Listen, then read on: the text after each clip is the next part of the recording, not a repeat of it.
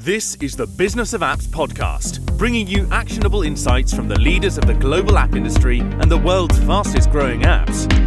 You can find more app news, data and analysis over at businessofapps.com. Welcome to the Business of Apps podcast. On this show, we invite app industry professionals to cover various topics, and we promise to do our best to keep it both insightful but brief.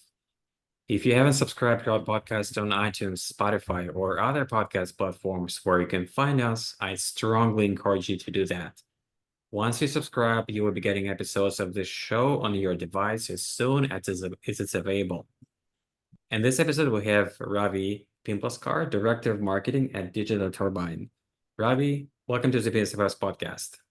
Thanks, Art. It's awesome to be here. It's great to have you on. Thanks for coming.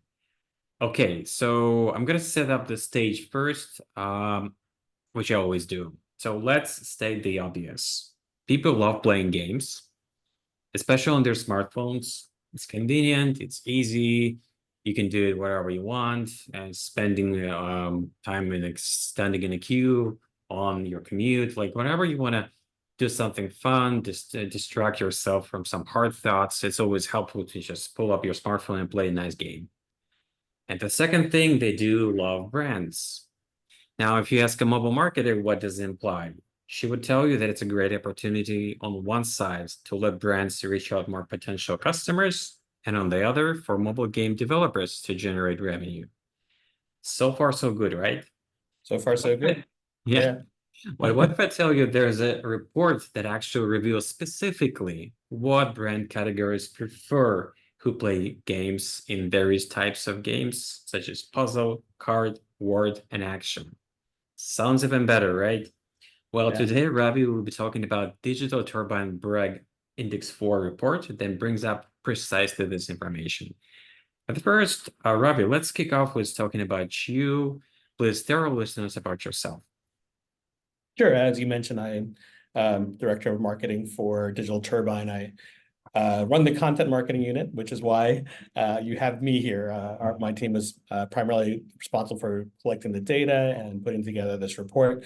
But more or less, my job is around telling stories. And I think the brand and game opportunity, which is the crux of the report, I think it's a kind of important story for this year. All right. So now I want you to give me a quick portrait, a quick thumbnail sketch of what is Digital Turbine. What do you guys do, and what is your mission? So, Digital Turbine, I think we kind of are an interesting part of the, mobile ecosystem. And I think, at our core, what we're trying to do is connect mobile users with the content and apps that they love as easily as possible. And, we have a lot of, kind of different ways to do that, but it is sort of kind of the non-traditional ways. And if you see how sort of the world is evolving, right, discovery of this apps and content media is becoming more important. We're on our mobile phones. We're so distracted. There's a lot of things out there. A phone itself, perhaps could be more helpful to you in recommending the apps you might like, the content you might need, be a little smarter in that regard. The Digital Turbine suite of solutions, I think, enables a lot of that discovery to bring people closer to that app and those apps and content that they really need, that really kind of make their life better. Well, it totally makes sense. We live in a world full of apps. I don't know, people have stopped quoting these numbers that there are like 5 million apps in total, combined Android and iOS, because it doesn't make much of a sense. It's just huge number of apps, and some apps you're looking, yourself when you have a specific problem. You look up your app store and see if there's an app for that to fix that thing for you or give you that piece of information. But on many occasions, you're just not aware of new, more useful apps for you, for your needs. And there's got to be some platform that will help you to navigate this sea of apps and give you good recommendations that actually meet your needs and be helpful for you. Yeah, and definitely, if you think about how we sort of manage our smartphones, they've become sort of, I don't know how many apps you have in your smartphone and stuff, but they become kind of almost impossible to manage. You forget about apps that you have. You True. know, when people are so judicious, like when they hear about another app or they see another app, they're not immediately going to install it, like just because they want to check it out and stuff. It's going to have to be something that's really worth it to them. So, which is why you can kind of get into that discovery mode where they can kind of be put into a moment where, like, okay, this is something that actually could be useful to me because it's more local to where I am. It fits an immediate need. It fits kind of the other apps that I like. You're going to be more likely to get over that judicious hump and download it. For me, I was trying to say, like, what the last app I downloaded was. It was because I parked my car, right? And I needed Yeah. an app, right? That's not really an app I'm probably gonna need for any other instance. So it's, something I likely will delete afterwards. But an app that I might use ongoing and so forth, those are the sort of apps that we kind of want to bring to the forefront.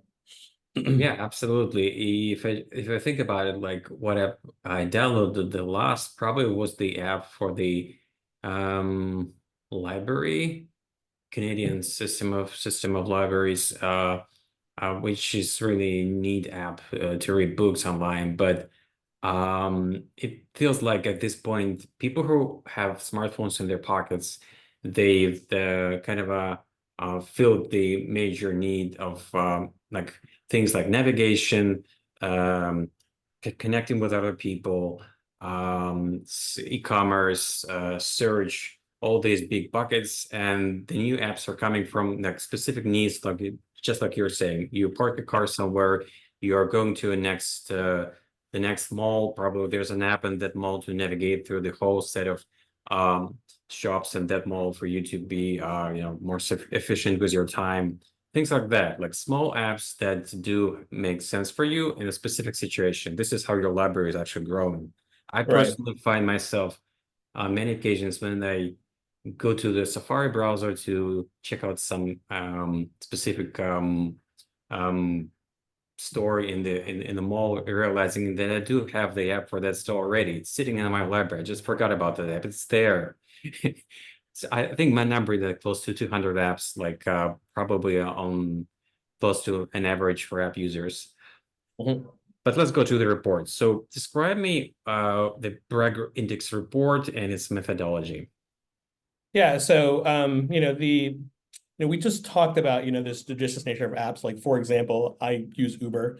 If you're going to be another rideshare app, I'm not probably going to jump on right away.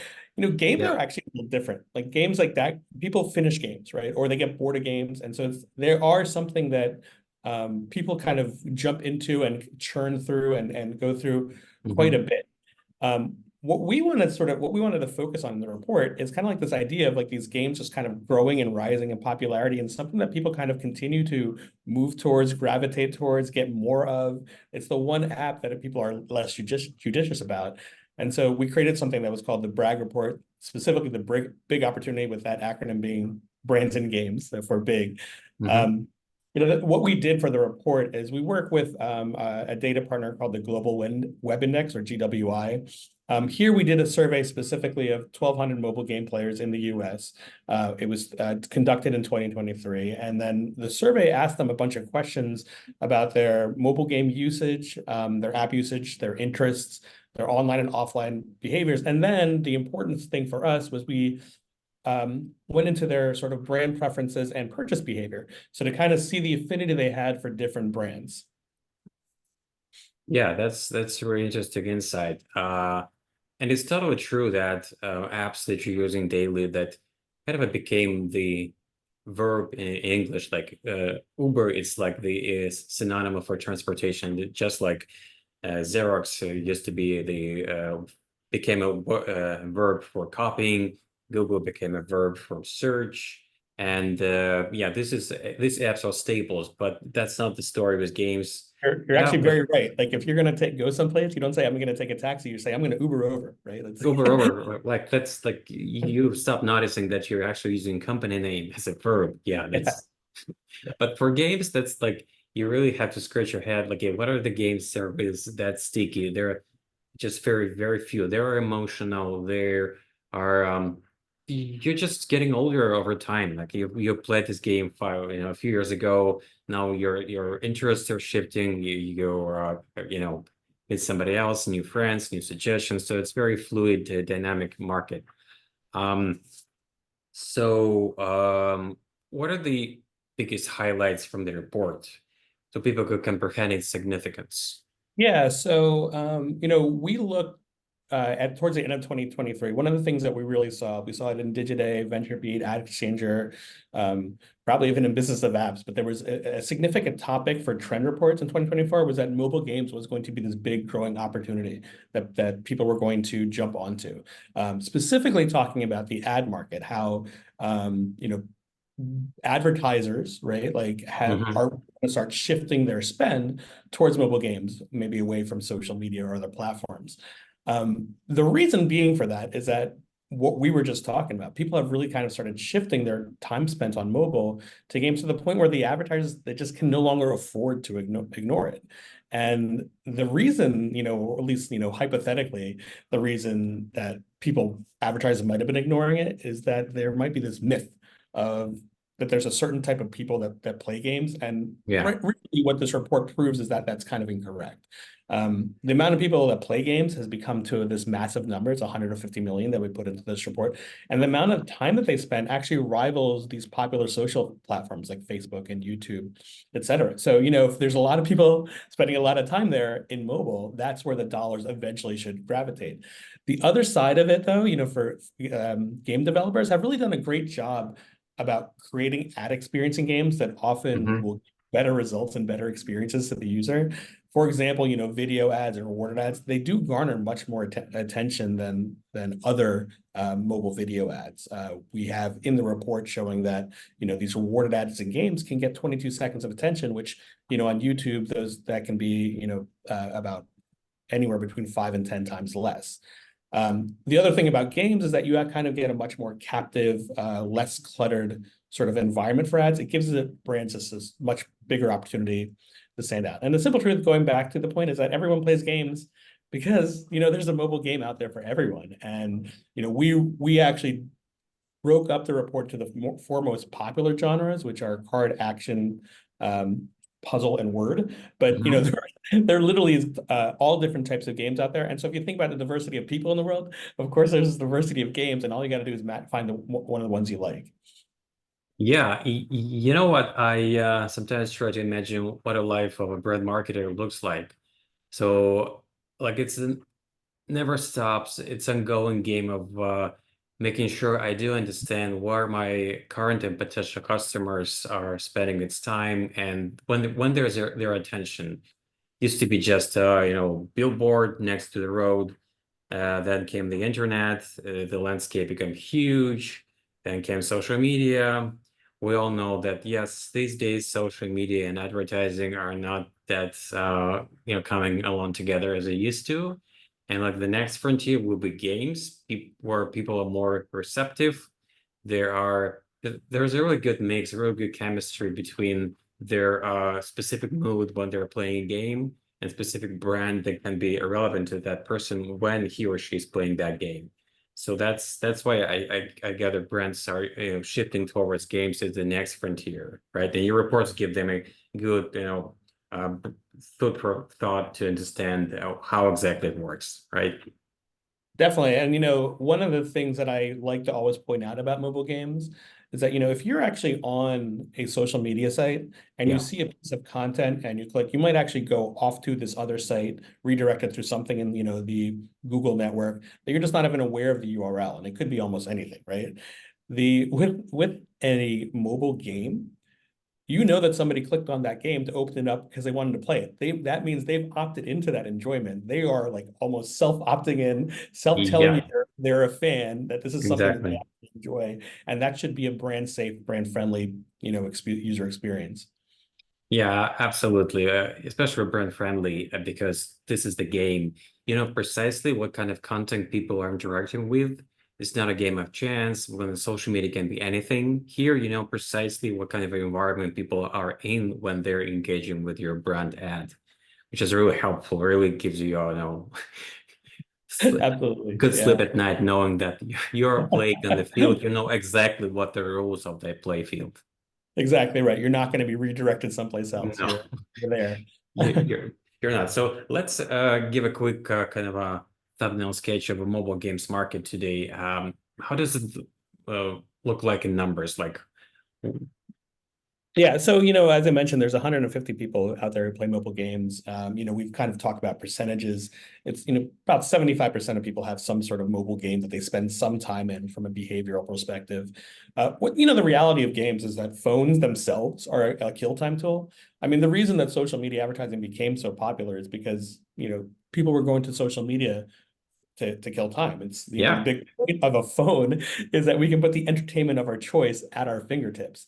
And people, I think before the mobile game environment became so popular, they thought of like video gamers as like these people who have these long epic battles or play these sports games or whatnot. But there's always been these casual games. Like you think of Tetris, you think of Minesweeper, there's other games that actually had this mass appeal on digital platforms. So now there's hundreds of those types of games out there. Many of them have this mass appeal, but even that's not important because we all can, like I was saying before, they're so diverse. We can all find a game that we love. Me specifically, like I don't think of myself as a gamer per se, but I certainly am a mobile gamer because I will spend time daily playing Words with Friends. It's my one game of choice that I play. There's I don't know if there's a TV show I'm currently watching called Brooklyn Nine-Nine, very funny show. But there's an episode in it that cracks me up because there's this no-nonsense sergeant, hmm, and he, very serious dude, but he gets addicted to basically, it's not called Candy Crush, but it is some sort of version of that game. And he can't stop playing it. He just gets so addicted to it and stuff. And so like if this no-nonsense cop is like, getting addicted to a game yeah. and wanting to play it all the time, there really is going to be something out there for everybody. Yeah, absolutely. This is just a cliche that the games are for folks who are playing nonstop and sitting in the basement of their grandparents all the time. No, absolutely not. Just like thinking that if you're on the road, people who are driving heavy Jeeps will be, bulky guys. No, no, no. You will find petite women sitting inside precisely because they feel more safe inside a big car. Just, it is kind of a cliche we're talking about. Games are really for so many people. It's just not obvious. For that.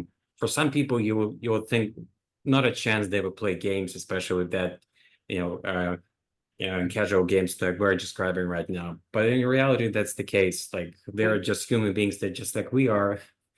But yeah, it's really interesting insight into human psyche. And I think that's sort of like there's been the stereotype of the video gamer, right, from back in the day, and you see like Yeah, one type of person, maybe a young guy who, and I think that never is grew up. that Mhm. is that you can't carry that over to mobile games because it is literally the entertainment of our choice at our fingertips. Everybody likes playing some sort of game. They just got to find the one they like. Yeah, exactly. So the world of games, mobile devices, like we said, is huge and multifaceted. Let's talk about the specific types of games that got into your report. Just like you've said, four categories. I'm going to start with word search games category. So what does the report reveal about the audience and its potential for brands?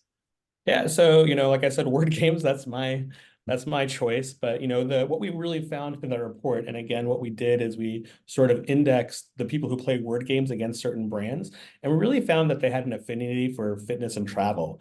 Some of their top brands included, Red Bull, Delta Airlines, Panera Bread. But one of the things, word games, which isn't surprising, they are avid readers. Their top ad categories include news and magazine apps. Yeah, Um, makes sense. Also, word games are really like for brands that are trying to find a particular audience.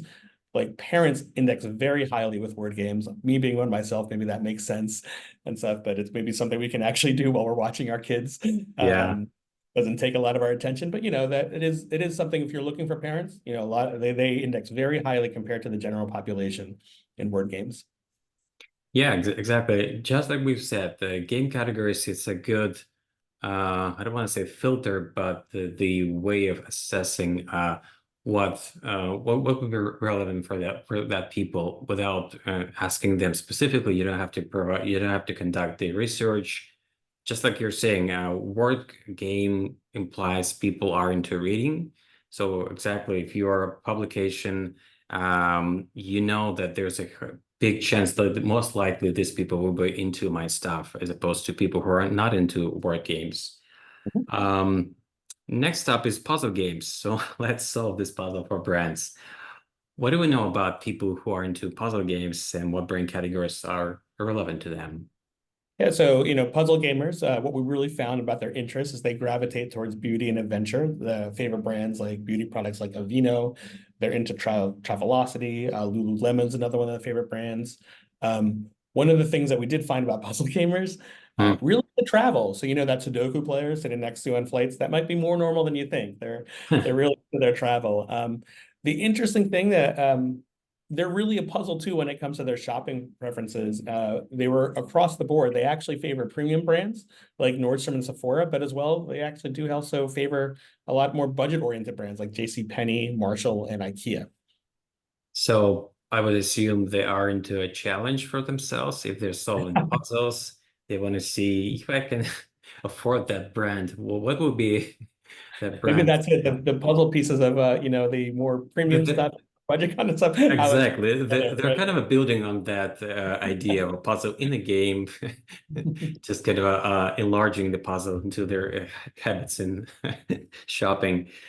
Okay, moving along to the next one, which is card games. So, what does the report reveal about the intersection of card games and specific brand categories?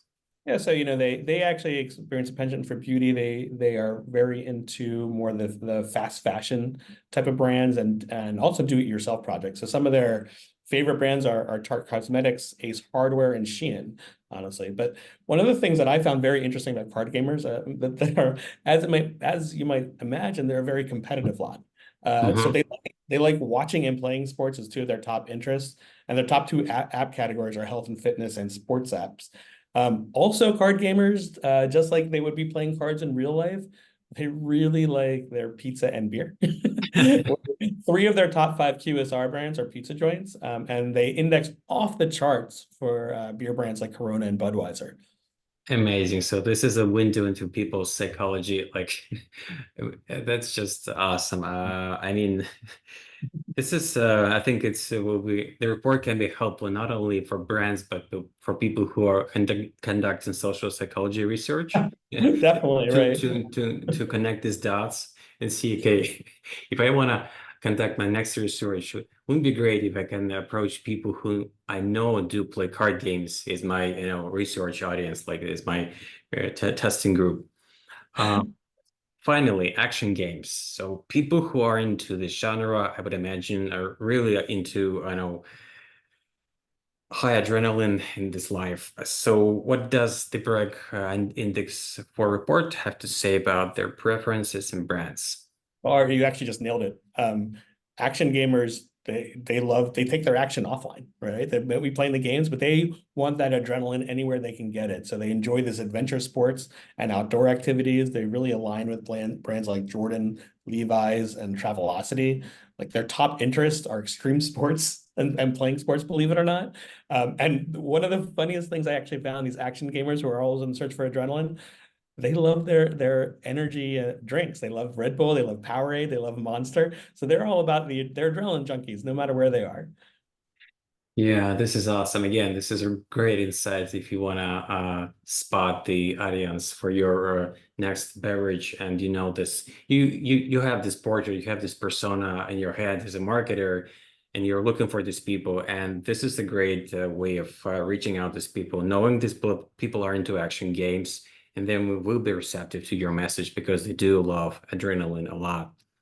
Yeah, and I will tell you, when we talk about our indexes, in many of these cases, with these brands and these interests that I'm mentioning are well over index. So you're not just talking about like, oh, that's like 5% more likely. We're talking about like 40 to 80% more likely to be into these brands and interests than the regular human. Got it. So the signal is clear. It's not just an margin of error. The numbers do speak the story that this is the case. Yes. Mhm. All right. So these are only a few categories. The top categories, the most popular. that came into the report. And obviously, we don't have time to cover the whole report in details, so you guys have to check it out from the link I will put into the description of this episode, or just go directly to the Digital Turbine and find the report there. And this is actually the final point on the first part of the show. We're transitioning, excuse me, to the next one, which is dedicated to a few questions I ask every new guest on the show, and you come to the show for the first time. So you get to answer just a few quick questions, because I want to give my people kind of a quick portrait, let them know my guest a little bit better. Here we go. So what smartphone do you have now? Have you been switching between these two giants, Android and iOS, or one side all the time? I have an iPhone 13, and I've pretty much been consistent with iPhone. Gotcha. So you're on that side of the equation. All right, let's jump back in time. What was your first mobile phone? Oh, good one. I'm not sure. I know my first smart-esque phone was the Palm Pre of all things. Oh boy, I do remember those phones vaguely, but yeah, I think I can still dig it up from my memory. Back to present. Imagine you've left your smartphone at home when you're out, and at that point, what's the most missing feature for you? Oh God. Well, the first thing is my wife is really mad at me because I'm not answering her texts. But the second thing is, my calendar, like my entire calendar is on there. So I would not know where I need to be, which means I'll probably just go home anyway and get yelled at by my wife. Gotcha. Okay. Now, we're always looking for new things in the devices we use. And if you look at your iPhone 13, and probably just any iPhone, any model, even the latest, hardware, software wise, what's the most missing feature for you specifically? Not trendy stuff, not like the stuff that people have been covering in the tech media. Just what will make a better device for you? Yeah, so I mean, I think if you think about all the breakthrough technologies, they've all sort of simplified life for us. They remove processes, they bring things so it's simpler. So look, I was talking about what Digital Turbine does. I want Yeah. something recommended for me that is going to make it easier for me to find the things that I like. And I think that phones can now sit at the intersection of our mobile entertainment and AI, and really kind of make themselves personalized and helping us discover those things that we like. Yeah, that would be great. I hold my breath waiting for Apple will reveal this next month at the WWDC, what the iOS and the next version will look like in terms of AI. Like, where are they in this equation? Where everybody else are on board, and it's just basically people are waiting what Apple has to say. Right.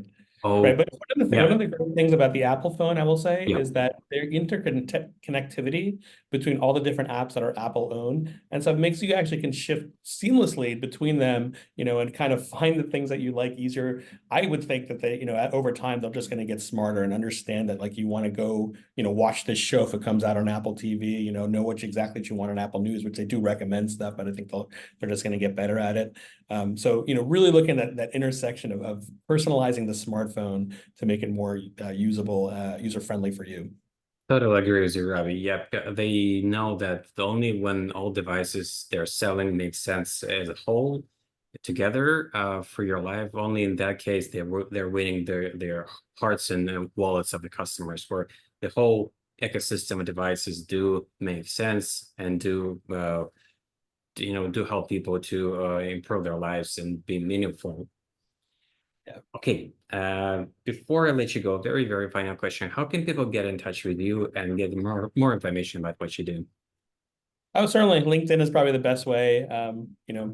Ravi, and then the first four letters of my last name are Pimp, so I'm easy to find in that regard. Not many other people with my last name out there. So just drop me a line on LinkedIn. I'd love to hear from you. Great, great. Ravi, thank you so much for spending time with us and being on the show. Thank you for coming. All right, Bye-bye. Art, yeah, a lot of fun. Thank you. And that was Ravi Pimplaskar, Director of Marketing at Digital Turbine. To listen to more episodes, subscribe to our podcast on iTunes, Spotify, Stitcher, Google Podcasts. Just search for Business of Apps and you will find us easily. Remember, We release episodes on Mondays, so subscribe and you will be getting new episodes of the show on your smartphone, tablet, or computer as soon as they're available. And please don't forget to leave us a review or comment on iTunes. It is highly appreciated. And all episodes will also be available on businessofapps.com. Thank you for listening. See you next week. Thank you for listening to the Business of Apps podcast. For more, head on over to businessofapps.com.